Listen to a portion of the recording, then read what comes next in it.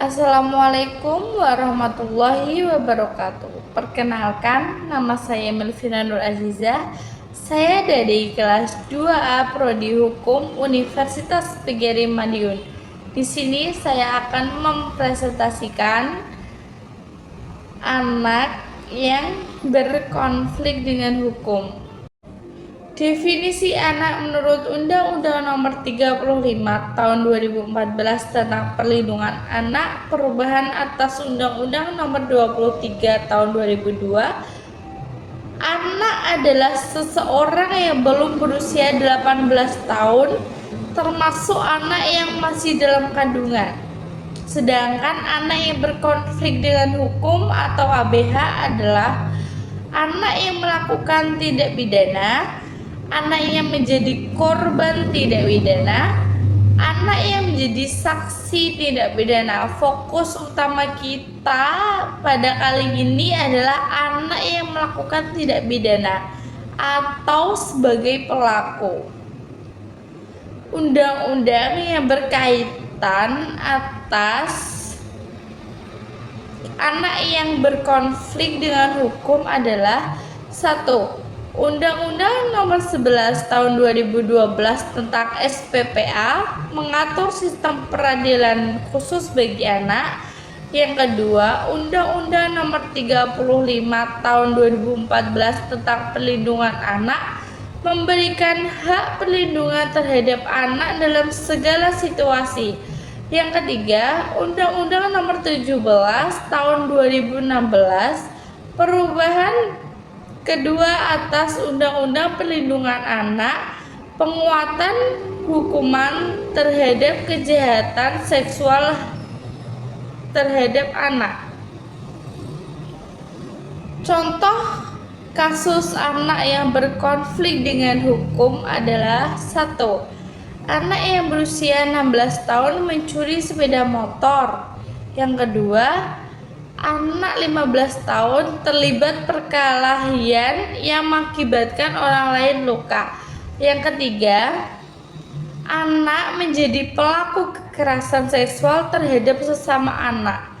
Hukuman atau sanksi yang dapat diberikan kepada anak yang berkonflik dengan hukum adalah berdasarkan Undang-Undang SPPA, sanksi terhadap anak lebih mengedepankan keadilan restoratif dan diversi. Diversi adalah penyelesaian di luar pengadilan, misalnya mediasi dengan korban. Sanksi alternatifnya pembinaan di lembaga pembinaan khusus anak atau LPKA. Yang kedua, pendidikan atau pelatihan kerja. Yang ketiga, pelayanan masyarakat. Yang keempat, pembinaan dalam keluarga. Pidana penjara bagi anak yang berkonflik dengan hukum hanya sebagai upaya akhir maksimal setengah dari hukuman orang dewasa. Pada pasal 59 Undang-Undang Perlindungan Anak, negara wajib memberikan perlindungan khusus bagi anak yang berhadapan dengan hukum. Pasal 64 Undang-Undang SPPA, hak anak dalam proses peradilan adalah pendampingan, tidak boleh disiksa. Pendapat saya, apabila ada anak yang berkonflik dengan hukum, penanganannya harus dilakukan secara khusus dan berbeda dengan orang dewasa. Hal ini dikarenakan 1. Anak masih dalam tahapan tumbuh kembang. Anak yang belum memiliki kematangan emosional, moral, dan psikologis seperti orang dewasa. Banyaknya tindakan yang dilakukan anak terjadi karena pengaruh lingkungan, kurangnya pendidikan moral, atau ketidaktahuan terhadap akibat hukumnya. Yang kedua, sistem hukum harus mengutamakan rehabilitasi. Saya setuju bahwa proses hukum terhadap anak harus mengutamakan diversi dan keadilan restoratif seperti yang diatur dalam Undang-Undang Nomor 11 Tahun 2012 tentang SPPA. Tujuannya bukan semata-mata menghukum, tetapi mendidik, memperbaiki perilaku, dan mencegah anak mengulangi kesalahan yang sama. Yang ketiga, anak tetap harus bertanggung jawab, tapi dengan pendekatan edukatif. Meskipun masih anak-anak, pelaku tetap harus bertanggung jawab.